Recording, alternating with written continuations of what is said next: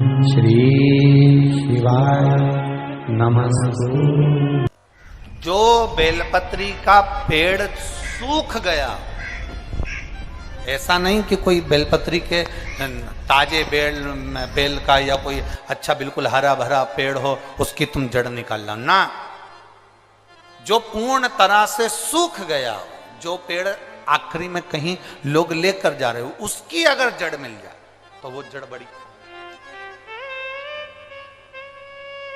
प्रदोष, 5 प्रदोष या 5 शिवरात्रि, 5 प्रदोष या 5 शिवरात्रि भगवान शंकर के शिवलिंग पर लेपन या त्रिपुंड लगाना, फिर उसको निकाल कर लाना, उसकी गोली तैयार करना। 15 दिन में एक बार उस गोली को भगवान शंकर का पतालेश्वर महादेव का नाम लेकर पाना। पतालेश्वर महादेव का नाम। चलो वो बात भी दूसरी है, हम तो आज की बात करते हैं और कल की बात करते हैं। प्रयास करिएगा। शायद फरवरी की जो शिवरात्रि है वो 8 तारीख को होना चाहिए। शायद फरवरी माह की जो शिवरात्रि है वो 8 तारीख को होना चाहिए। अभी हम कल और अच्छे से पता करके देख के पंचांगवश बताएंगे, ठीक है। और मार्च की जो शिवरात्रि आएगी वो आगे उसका भी वर्णन आएगा। 9 तारीख को यहां कथा विराम होगी और शिवरात्रि पड़ेगी 8 तारीख। यदि तुम्हें कहीं सूखे हुए जो वृक्ष पूर्ण तरह से सूख गया हो, उसकी जड़ यदि तुम्हारे यहां रखी हो, उसको घिसकर उसका चंदन बनाकर शिव का लेपन करना शिवरात्रि के दिन और उसको निकाल लेना। उसके बाद उसको निकालकर उसकी गोली बनाकर पतालेश्वर महादेव का नाम लेकर उसको पाइएगा। अगली शिवरात्रि आए तो उसके पहले हमें सीहोर में एक पत्र जरूर भेजना कि तुम्हारी कमर या तुम्हारी घुटने में आराम लगा कि नहीं लगा, तुम नीचे बैठ सकते हो नहीं बैठ सकते हो, या चल सकते हो नहीं चल सकते। वॉकर से चलने वालों से भी निवेदन है, टेकी लेकर चलने वालों से भी निवेदन है, जो पड़े हुए हैं पलंग पर उनसे भी निवेदन है, एक प्रयास अवश्य करें। शिवरात्रि का प्रसंग कहता है अपने मन की अभिलाषा रखकर तुम्हें जो चाहिए, एक काली मिर्ची और तिल्ली के काली तिल्ली के 7 दाने। एक काली मिर्ची और तिल्ली के काली तिल्ली के कितने दाने? 7 दाने हथेली में रखकर अपनी कामना कर कर मन से अपने मन के बात को कहकर शंकर भगवान के शिवलिंग पर चढ़ा दीजिए। आपकी मनोकामना, कहते हैं हर महीने शिवरात्रि आती है, इस शिवरात्रि पर मुख्य शिवरात्रि पर चढ़ाओगे, अगले महीने की जब शिवरात्रि आएगी तो आपकी मनोकामना पूरी हो जाएगी। एक काली मिर्ची और 7 काली तिल्ली के दाने, मात्र 7। महाराज, जिसके घर में क्लेश रहता हो, बहुत ज्यादा लड़ाई झगड़े हो रहे हैं, सास बहू के झगड़े, ना बहू कुछ सुनने को तैयार ना सास सुनने को तैयार, और घर में बेचारे पुरुषों की आफत, यहाँ भाई भाई झगड़ रहे हो, सास बहू में झगड़ रही हो, कुछ मत करिए। गेहूं की बाली को तोड़ो। गेहूं की बाली जानते हो ना, जिसमें आप लोग तो गेहूं की बाली को तोड़ना है, और बाली 7 बाली तोड़कर अपने घर में घुमाकर अपने घर का नाम और गोत्र बोलकर उसको शंकर को समर्पित कर दीजिए। जिंदगी में कभी सास बहू का झगड़ा नहीं होगा महाराज। शिवरात्रि के दिन उसको समर्पित करिए, आपके घर में कभी क्लेश नहीं मच सकता। 12 महीने शिवरात्रि आती है और शिवरात्रि के दिन रात्रि को 12 बजे शंकर भगवान पर एक धतूरा चढ़ा दो। क्या चढ़ाना है? जम के बोलिए जरा। धतूरा। ये शंकर भगवान को धतूरा चढ़ा दो। 12 बजे रात्रि को शिव जी पे धतूरा चढ़ाओ। आधे घंटे तक धतूरा चढ़े रहने दो और आप श्री शिवाय नमस्तुभ्यम का जाप करो। जिस शंकर जी पे धतूरा चढ़ाए उस मंदिर के बाहर बैठकर कौन सा मंत्र जपना है? श्री शिवाय नमस्तुभ्यम। फिर से बोलो, श्री शिवाय नमस्तुभ्यम। धतूरा चढ़ाकर श्री शिवाय नमस्तुभ्यम का स्मरण करिए। और जो दुकान नहीं चलती हो, घर में लक्ष्मी नहीं टिकती हो, खेत में फसल अच्छी नहीं आती हो, संपदा नहीं आ रही हो, बस उस धतूरे को लाल वस्त्र में बांधकर अपनी दुकान में, अपने व्यापार में, अपने घर में रात को 12:30 बजे उठाकर लाओ और 4 बजे के पहले उसको अपनी दुकान, व्यापार, व्यवसाय में उसको बांध दीजिए। और अगर जो जमीन फसल सही नहीं दे रही हो उस जमीन में ले जाकर गाड़ दीजिए। आपको जीवन में कभी तकलीफ नहीं भोगना पड़ेगी, लक्ष्मी बढ़ती चली जाएगी महाराज, संपदा बढ़ेगी। जो व्यक्ति ज्यादा बीमार रहता हो, बहुत बीमारी उसको घेरे रहती है, परेशान रह रहा हो, बीमारी बनी हुई है, तो बोर चढ़ाइए। बेर क्या बोलते हैं यहाँ पर, बेर की बोर, वो खाने वाला बेर जो होता है, उस बेर को 7 बेर ले लो और 7 बेर को लेकर अपने ऊपर से घुमाकर शिवरात्रि की दोपहर के 12 बजे शंकर भगवान के धतूरे का बहुत अच्छा क्रम है महाराज।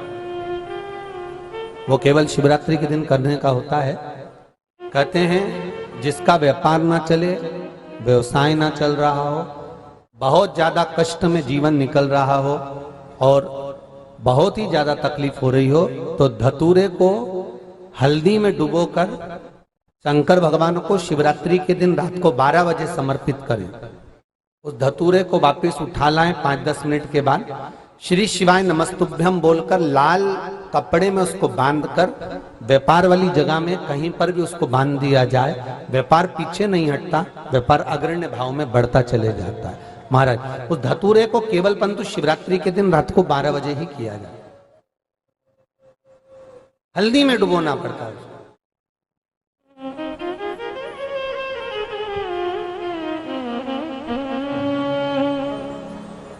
यही प्रमाण एक क्रम में और है महाराज जी। लिंग पुराण कहती है, मान लो किसी व्यक्ति को कोई एक भारी बीमारी हो गई, बड़ा रोग हो गया, और वो रोग डॉक्टर कह रहा है कि ये ठीक नहीं होना है, बहुत तकलीफ उसमें है और कष्ट ही कष्ट है, वो ठीक नहीं हो रहा, दवाइयां लग रही, गोलियां खा रहे हैं। तो महाराज उसका भी वर्णन है। 7 धतूरे, कितने धतूरे लेना है? 7 धतूरे। कोई सी भी शिवरात्रि से मतलब महीने में एक बार शिवरात्रि आती है, प्रत्येक महीने आती है। किसी भी शिवरात्रि के दिन 7 धतूरे लेकर, एक धतूरे में मौली, लच्छा, नाड़ा लपेटकर, चंद्रमौली भगवान का स्मरण कर उस मौली को लपेटकर 6 धतूरे में हल्दी लगाकर शंकर भगवान की जो जलाधारी है, जलाधारी में आपको पहले भी वर्णन किया है, शंकर भगवान का ये शिवलिंग है, ये जलाधारी है, ये भगवान का जल निकलने का स्रोत, चरणारविंद का भाव। शिवलिंग जहां रखा हुआ है, ये पार्वती जी का हस्त कमल है, जो ये गोल भाग है, ये पार्वती का हस्त कमल है, जहां शिवलिंग रखा है। जहां से जल नीचे गिरता है, उसके सीधे भाग में श्री गणेश जी महाराज का स्थान है, उसके उल्टे भाग में श्री कार्तिकेय जी का स्थान है। जलाधारी के सामने एक मोटी सी लाइन होती है, कहीं सांप बना होता है, कहीं स्थान बना होता है। जो मोटी सी लाइन है, ये शंकर भगवान की सबसे छोटी लड़की अशोक सुंदरी का स्थान है। जलाधारी के ऊपर जो 3 टेकी लगी है, ये भृगु ऋषि का, भृंगी गण का स्थान है। इसके ऊपर जो कलश है, कलश में जो पानी भरा जाता है, वो पानी जो बूंद बूंद नीचे गिरता है, ये शंकर भगवान की 5 लड़कियों का स्थान है। जया, विषहरा, सामरीबारी, धोतली और देव, ये 5 लड़कियों का स्थान है। शंकर भगवान का संपूर्ण परिवार शिवलिंग के सामने से, जहां से जल चालू होता है गिरने के लिए नीचे की ओर जब जल जाता है, उस स्थान पर भगवान शंकर के सारे गणों का स्थान है। फिर जब जल बहकर सामने की ओर जाता है, जितनी दूर तक जल जाता है उतनी दूर तक भगवान शंकर के उस जल भाग को ग्रहण करने के लिए 33 कोटि देवताओं का स्थान है। इसलिए उस जल को हम लांघते नहीं है, क्योंकि वहां 33 कोटि देवता विराजमान रहते हैं महाराज।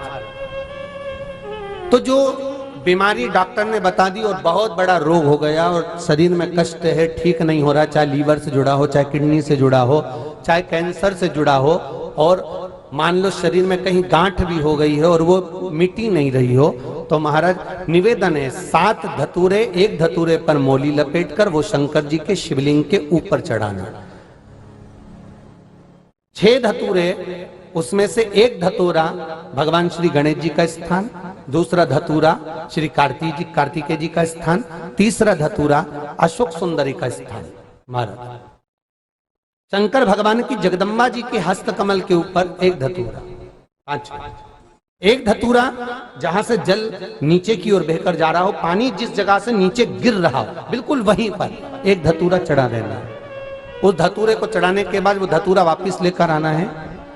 अवधूतेश्वर महादेव का नाम लेकर या चंपेश्वर महादेव का नाम लेकर उस धतूरे को, जो बीमार व्यक्ति है उसका स्पर्श कराकर बेलपत्री के पेड़ के नीचे पटकवा देना है महाराज। धीरे धीरे रोग में आराम मिलना प्रारंभ हो जाता है, औषधियां धीरे धीरे समाप्त हो जाती हैं और व्यक्ति स्वस्थ हो जाता है। ये केवल शिवरात्रि के दिन ही होता। 12 महीने शिवरात्रि आती है, आप किसी भी शिवरात्रि को कर सकते हो, किसी भी शिवरात्रि। श्री शिवाय नमस्तु। श्री शिवाय नमस्तु। श्री शिवाय नमस्तु। एक शिवरात्रि के पहले पड़ रही है सोमवार की अष्टमी।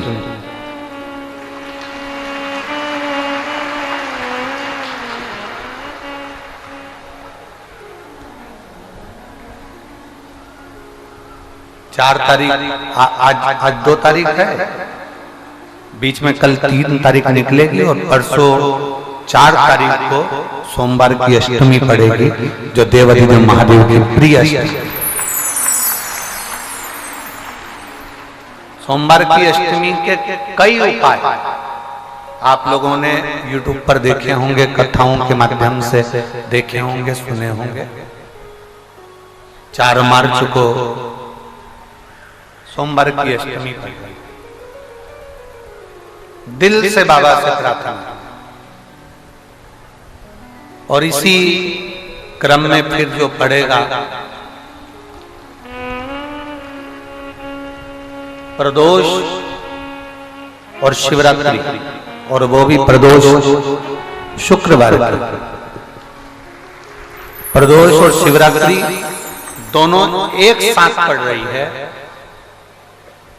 संध्या में शाम को प्रदोष का पूजन स्मरण और रात्रि को शिव महारात्रि का आनंद शायद भारत की भूमियों वालों के लिए बहुत सौभाग्य का विषय, संपूर्ण विश्व के लिए बड़ा। और फिर बाद में पड़ेगी फुलेरा, जम के बोलो फुलेरा दूध, जो शिव भक्ति के लिए कबीरा है।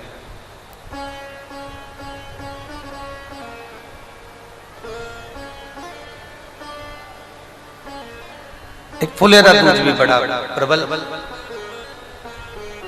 पूरे देशवासियों के लिए, देश विदेश में बैठे हुए शिव भक्तों के लिए, भगवान शंकर के विरल भक्तों के लिए बड़ा सुखमय, बड़ा। तो आप सभी भगवान शिव के कृपा पात्र हैं। दिल से बाबा से आज कथा तारा बाबा जी की जो कुटिया में चल रही है, उसमें आप अपने भावों से भगवान शंकर से अपने नहीं करिए। उर्वशी ने केवल एक काम करा, जब वो इंद्र लोक से देवलोक से पाताल लोक में आई तो साथ में पारिजात के पुष्प को, हार श्रृंगार के पुष्प को थोड़ा सा लेकर,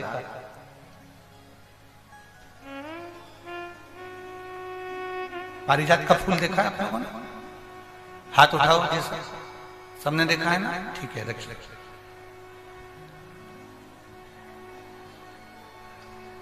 केवल एक ही फूल है पारिजात का, हार श्रृंगार का,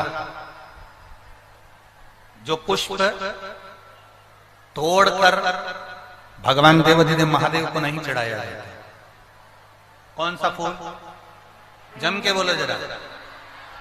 केवल एक पुष्प है पारिजात का, जो तोड़कर, वृक्ष से तोड़कर, पौधे में से तोड़कर उस फूल को महादेव पर नहीं चढ़ाया जाता। पारिजात का फूल पेड़ से तोड़कर नहीं चढ़ता। केवल एक पुष्प ऐसा है पारिजात का, हार श्रृंगार का, वो फूल जब पृथ्वी पर गिरता है, जमीन पर गिरता है, फिर उसको उठाकर भगवान को चढ़ाया जाता है। वो पेड़ से तोड़कर नहीं चढ़ाया जाता। केवल एक पुष्प। जम के बोलो, कौन सा पुष्प है? और जम के बोलो। आपसे इसलिए जम के बुलवा रहे हैं कि पड़ोसन भी अच्छे से सुन ले। वो पुष्प एक ऐसा पुष्प है, अगर हम गेंदे का फूल तोड़ते हैं, अगर हम धतूरा तोड़ते हैं, हम कोई पत्ती तोड़ते हैं तो वृक्ष से तोड़कर फिर चढ़ाते हैं। पर महादेव को केवल एक पुष्प ऐसा है, पारिजात का हार श्रृंगार का पुष्प केवल ऐसा है जिस पुष्प को तोड़कर नहीं चढ़ाया जाता, पृथ्वी पर गिर जाता है, जमीन पर गिरता है और जमीन पे से उठाकर महादेव को समर्पित किया जाता है। वो पारिजात का पुष्प।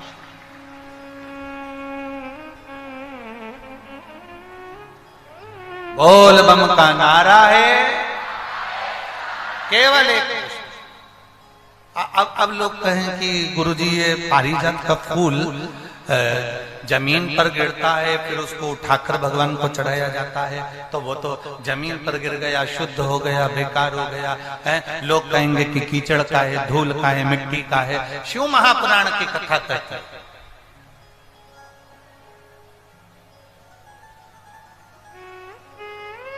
पारिजात के फूल को वृक्ष से तोड़कर महादेव को इसलिए नहीं चढ़ाते क्योंकि हम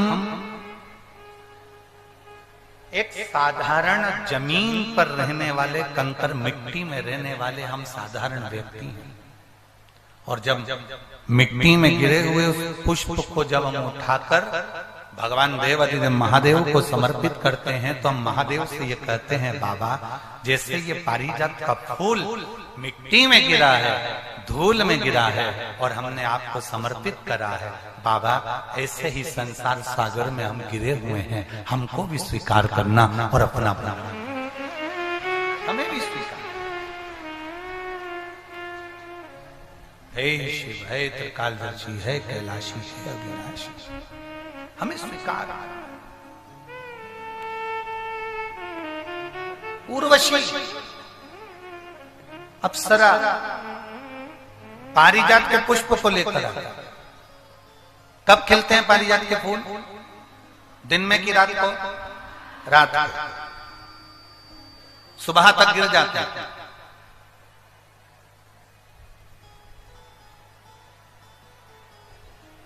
लगभग दशहरे के समय पर, दशहरे से आगे पीछे ही ये पारिजात के फूल ज्यादा आते हैं। ज्यादातर पुष्प उसी समय पर आता है। और जो समझदार व्यक्ति होते हैं ना, वो पारिजात के पुष्प को कई माताओं की आदत रहती है। अब यहाँ पर ऐसा है कि नहीं, परंतु हमारे यहाँ अगर पारिजात का पुष्प है ना तो उसको ऐसे जमीन पे से उठाकर उसको भगवान शिव को चढ़ाने के लिए ऐसे कॉपी में उसको रखते जाते हैं, ऐसे ऐसे उसको रख लेते हैं बहुत सारे पुष्प। तो वो पुष्प जो है ना वो सूख जाते हैं। सूखने के बाद में पारिजात का पुष्प जो शिवरात्रि करने वाले होते हैं या प्रदोष का व्रत करने वाले होते हैं या सोमवार के अष्टमी का व्रत करने वाले होते हैं या सावन के महीने में पूजन करने वाले होते हैं। अब पूरे साल तो पारिजात के फूल आते नहीं है, वो आते हैं दशहरे के लगभग में 1-1.5 महीने का उनका क्रम रहता है फूलों का आने का। तो वो पूरे पुष्प ऐसे कॉपी में एक पुस्तक में उसको रख लेते हैं। फिर जब भी पूजन करने का मौका मिलता है एक पारिजात का फूल उठाकर महादेव को समर्पित कर देते हैं। कई लोग पारिजात का पुष्प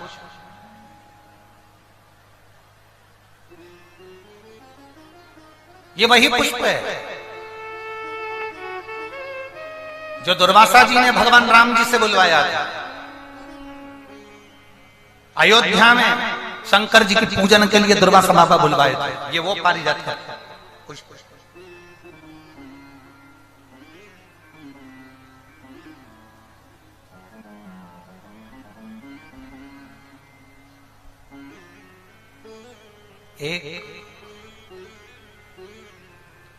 एक पारिजात का पुष्प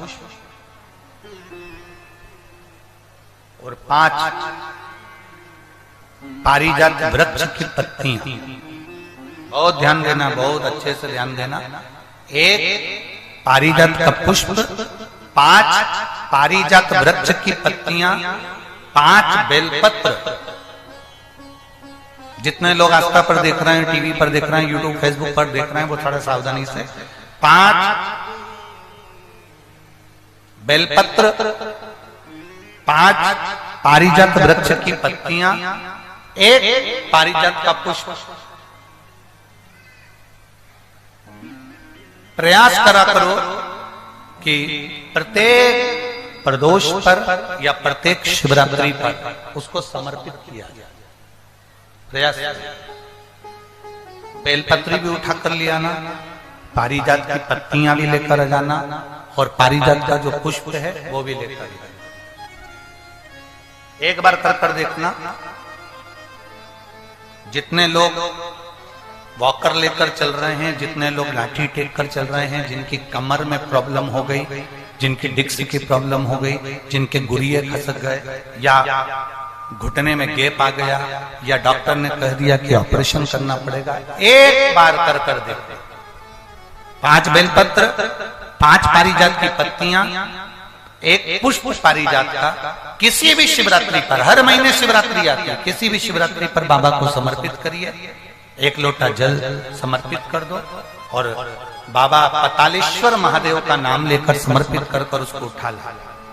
पहले जो बेलपत्री लेकर आए हो, रोज 1 बेलपत्री 5 दिन तक खाना है। फिर 5 जो पारिजात की पत्तियां हैं उसको रोज 1 पत्ती को खाना है। आखिरी में जो पुष्प है वो पुष्प को खा लेना है। 15 दिन के अंदर तुम्हारा घुटना और तुम्हारी कमर काम करना प्रारंभ करेगी और तुम उठकर चलो। पारिजात का पुष्प बड़ी आनंदता देता है, बड़ी आनंद। एक पत्र है,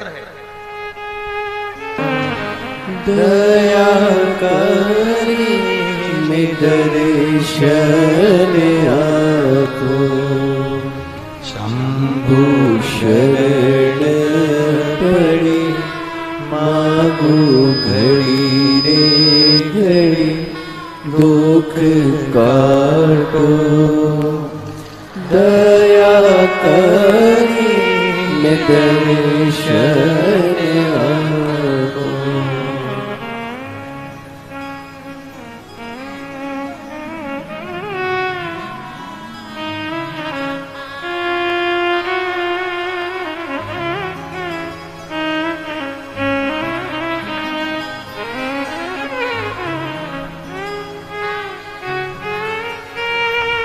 मैं शकुंतला देवी पटना से हूं, बाढ़ पटना से हूं। शकुंतला देवी कहीं बैठी हो तो हाथ हिला सकते। मैं शकुंतला देवी बाढ़ पटना से हूं। मेरी पोती जिसके पैर में तकलीफ थी और पूर्ण तरह से पैर काम नहीं करता था, खूब रोती थी। सबको चलता देखती, सबको आनंद में देखती तो रोती। शिवजी पे चढ़ा हुआ जल उसको देना प्रारंभ करा। मेरी बेटी ने, पोती ने कहा कि दादी मेरा तो पांव काम ही नहीं कर रहा, क्या करूंगी, अब मैं जल नहीं पीऊंगी। लड़ ली वो शंकर भगवान से और बाबा से विनती कर आपने जो पारिजात के पौधे का और वृक्ष का और फूल का वर्णन करा था वो मैंने किया और बाबा की कृपा से मेरी पोती का पांव काम करना चालू करा। ये शिव तत्व है। ओ घड़ी है,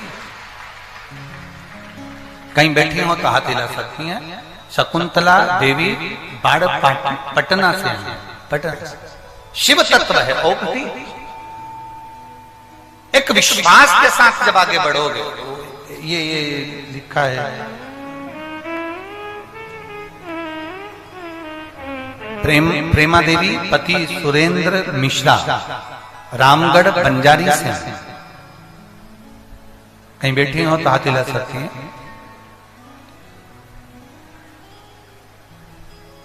गुरुदेव मेरी बहू को 12 साल से बच्चे नहीं थे, 12 साल से पुत्र का कोई योग नहीं बना था। सारे डॉक्टरों से इलाज करवाया पर गर्भ नहीं ठहरा। तब सफेद आंकड़े की जड़ का प्रयोग करा और बाबा की कृपा से मेरे यहाँ 18 अगस्त 2023 को संतान की प्राप्ति हुई। मैं बाबा को यहाँ धन्यवाद देने के लिए आई हूँ। आई हैं, कहीं पर बैठी हैं, हाथ हिला दो एक बार। श्री शिवाय नमस्तुभ्यम। बधाई आपको बहुत बहुत। बैठिए।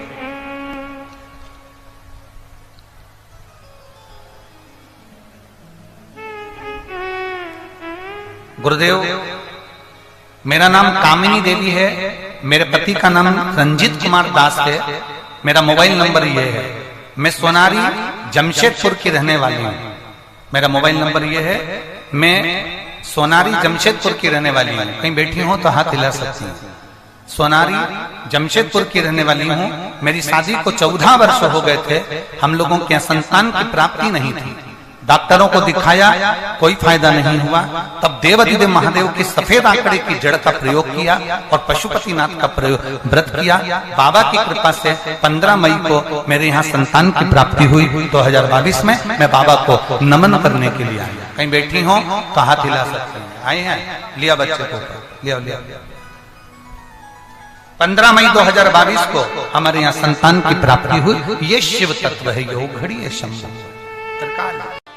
भगवान शंकर एक बेलपत्र अशोक सुंदरी वाली जगह पर पहले चढ़ा देना है, फिर ये 5 स्थान पर चंदन की बिंदी और 1 चावल का दाना लगा देना। इस बेलपत्र को उठाकर लाना है प्रदोष काल में। प्रदोष काल सूर्य जब जा रहा हो, चंद्र प्रवेश कर रहा हो, उसको प्रदोष काल कहा गया। उस प्रदोष काल में इस बेलपत्री को भगवान पतालेश्वर महादेव का नाम लेकर खा लेना है। कभी जिंदगी में तुम्हें सर्प का स्वप्न आ ही नहीं सकता और सर्प का भय नहीं हो सकता। ये पतालेश्वर है।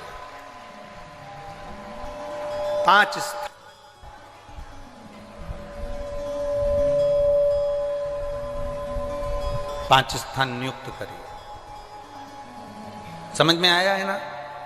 5 स्थान यदि हम नियुक्त करते हैं, जो 2024 की हर महीने शिवरात्रि आती है, तो ये जलाधारी के ऊपर से जो बूंद बूंद पानी नीचे गिर रहा है, ये जलाधारी, ये जहाँ से जल नीचे बहता है, वो स्थान जिस व्यक्ति ने अपनी जीवन काल में परिवार से, कुटुंब से आस नहीं लगाई, भगवान को अगर जल चढ़ाने के लिए, शिवलिंग पर जल चढ़ाने के लिए शिव मंदिर जा रहे हो और तुम्हारे को लगता है कि आज मेरा ये कार्य है और बाबा तुम मुझे पूरा करना, आज मैंने संसार वालों से आस नहीं लगाई, आपसे आस लगाई है, तो जल चढ़ाने के तरीके को बदल लो। हाथ में जो जल है, उस जल को यहाँ जो अशोक सुंदरी का स्थान है, यहाँ से जल चढ़ाते चढ़ाते शिवलिंग पर पूरा जल समर्पित कर दो। 1 या 2 बार कर कर देखना, आपको दुनिया से आस लगाने की जरूरत नहीं पड़ेगी, बाबा आपका कार्य सफल जरूर करेगा। थोड़ा सा तरीका चेंज, जल चढ़ाने। अशोक सुंदरी से चालू करोगे, शिवलिंग तक लेकर जाओ। अशोक सुंदरी से ये जो जलाधारी जल बहता है, यहाँ से चालू कर कर शिवलिंग तक उस जल को लेकर जाओगे। जब हम भगवान देवाधिदेव महादेव को जल चढ़ाते हैं, उसके 5 अलग अलग तरीके हैं। बहुत सावधानी से सुनना कथा, आपकी और हमारी जिंदगी की सार्थकता को सिद्ध करने वाली कथा। आज पंजाब की इस पवित्र भूमि पर अगर ये प्रसंग निकला है, तो इसको आप अगर सुनेंगे तो आपका जीवन सार्थक होगा। शिव जी को 5 तरह से जल चढ़ाने का तरीका है। जैसे पंचामृत होता है, दूध, दही, शहद, घी, शक्कर, ये सब पंचामृत के अंतर्गत आते हैं। उसी तरह शंकर जी को 5 तरह से जल चढ़ाने का क्रम वर्णित किया गया। अब उसको समझेंगे, बहुत सावधानी से समझिएगा। पहला, जल लेकर आए, सीधे डायरेक्ट शंकर भगवान के शिवलिंग पर चढ़ा दिया। ये प्रथम जल का चढ़ाने का तरीका। दूसरा,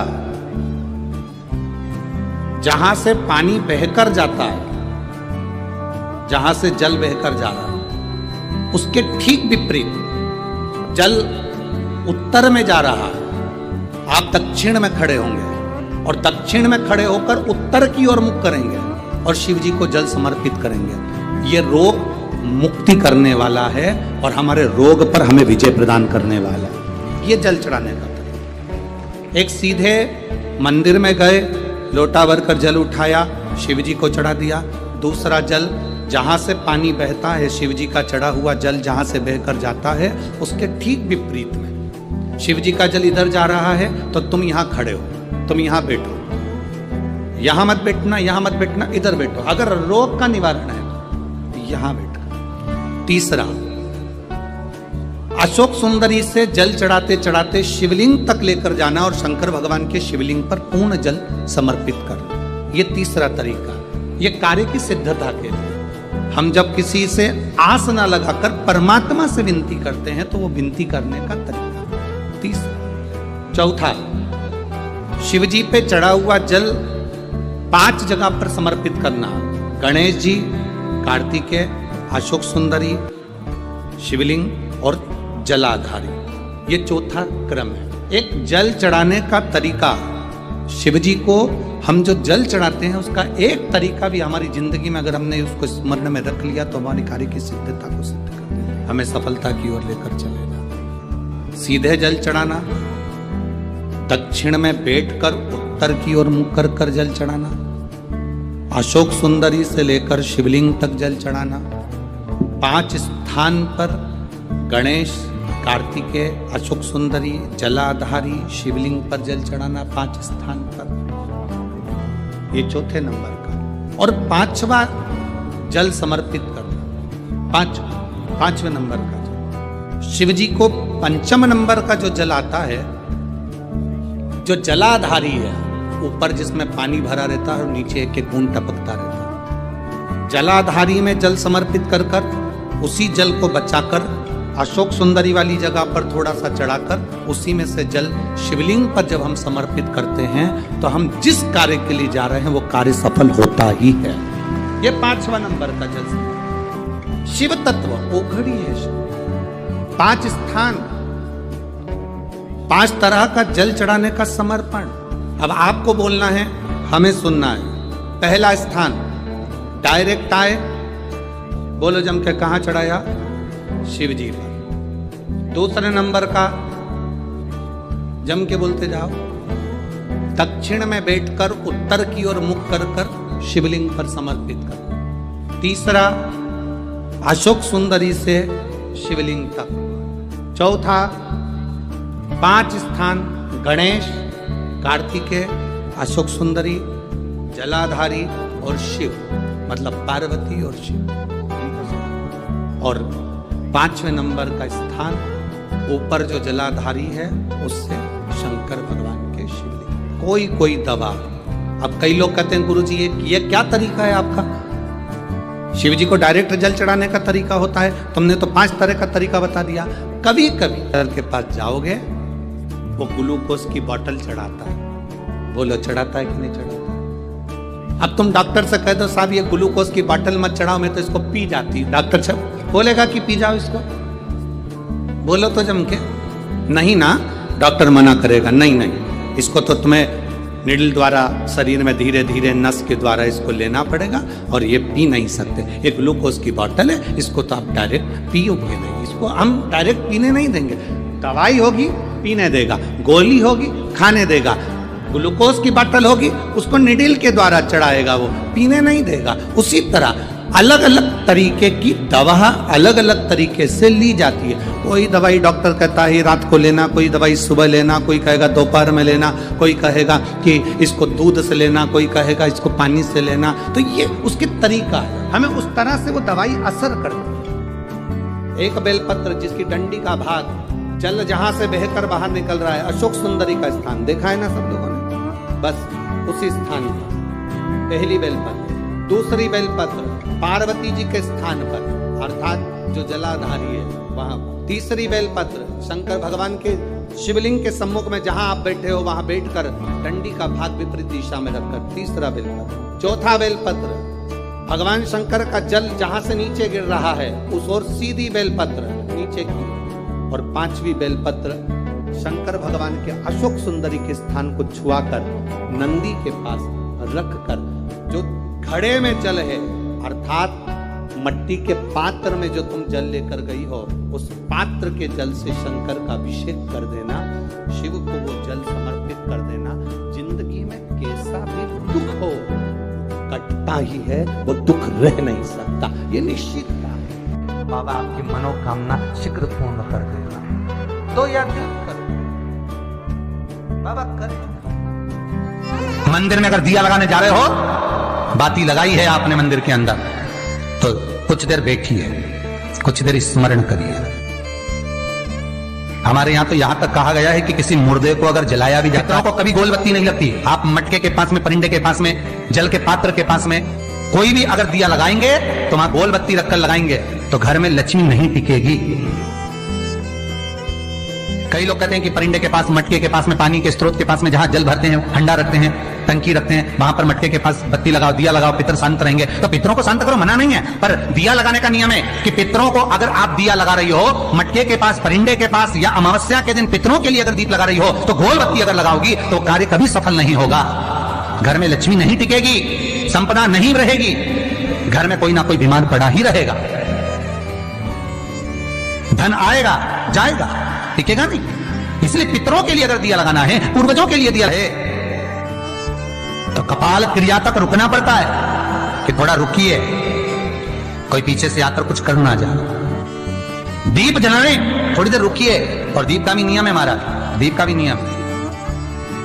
दिए में जो फूल बत्ती लगती है, गोल बत्ती लगती है, गोल वाली, ये बत्ती हमेशा कोई विष्णु भगवान की पूजन कर रहे हो, शिव जी की पूजन कर रहे हो, कोई अन्य देवता का अगर आप स्मरण कर रहे हो तो गोल बत्ती लगाई जाती है। भगवान के मंदिर में पूजन कर रहे हो तो गोल बत्ती लगाएं। लंबी बत्ती, लंबी वाली जो बत्ती होती है, लक्ष्मी की पूजन में, देवी पूजन में, जितनी भी माताओं की आप पूजन करोगे, जितनी भी देवियों का आप स्मरण करोगे, उसमें लंबी बत्ती का प्रमाण है। पितरों की पूजन में लंबी बत्ती का प्रमाण है। लगाना है पितरों के लिए अगर दीप लगाना है तो लंबी बत्ती लगाइए, लंबी बत्ती महाराज, लंबी बत्ती का प्रमाण हमारे यहां शास्त्र का, गोल बत्ती का प्रमाण। और सुंदर चरित्र कहा, यदि आपके जीवन में बहुत ज्यादा लक्ष्मी से तकलीफ है, कष्ट बहुत ज्यादा है, या संबंध खराब हो रहे हैं, बहू और बेटों के संबंध खराब हो रहे हैं, अदालत में बात चली गई कि लड़की और लड़के का तलाक होने वाला है, बहू अपने घर जाकर बैठ गई, आने को तैयार नहीं है, जमाई अपने घर रह गया, लड़की को लाने को तैयार नहीं है, सास बहू में आपस में तनमन चल रही है, प्रेम बिल्कुल नहीं है, या लक्ष्मी आती ही नहीं, बहुत कष्ट है, जमीन जायदाद पड़ी बिक नहीं रही, तो एक काम करना, इतना दुख अगर आपके जीवन में है तो कार्तिक के महीने तक रुको, और कार्तिक का महीना आए, त्रयोदशी तिथि आए, कोई सा भी हो, सोमवार, रविवार, मंगल, बुध, कोई सी भी त्रयोदशी, प्रदोष, कोई सी भी प्रदोष तिथि आए, उस दिन तुलसी की लकड़ी, पहले से तुलसी आपके घर में अगर सूखी हो, तुलसी सूख गई हो, तो उसकी जो लकड़ी होती है, उस लकड़ी का 7 लकड़ी का बंडल बनाकर दीप बना लो।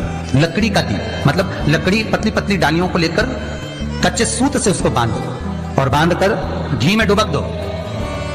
कार्तिक के महीने में शुक्ल पक्ष की त्रयोदशी तिथि जब आए, प्रदोष का जब व्रत आए, उस दिन भगवान के मंदिर में, शिव मंदिर में नहीं, भगवान किसी भी देवता के मंदिर में, विष्णु के मंदिर में, नारायण के मंदिर में, कृष्ण मंदिर में, राम मंदिर में, किसी भी मंदिर में, मंदिर ना हो तो अपने घर के मंदिर में शाम के समय पर उस तुलसी की लकड़ी का दीप, दिया भरकर उसमें घी डालकर जो दीप प्रकट कर देता है, जला देता है, दीप को प्रज्वलित कर देता है, उसके घर में कभी संपदा की कमी नहीं होती महाराज, विष्णु पुराण में स्पष्ट लिखा है। सब बोलिए एक बार जमकर, श्री शिवाय नमस्तुभ्यम।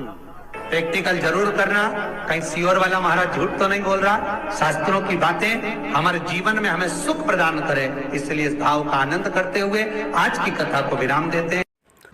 वीडियो पसंद आई हो तो शेयर करें, लाइक करें, सब्सक्राइब करें। श्री शिवाय नमस्तुभ्यम, हर हर महादेव कमेंट बॉक्स में जरूर लिखें। महादेव आपकी सभी मनोकामनाएं पूर्ण करें। मिलते हैं अगली वीडियो में। श्री राधे, हर हर महादेव।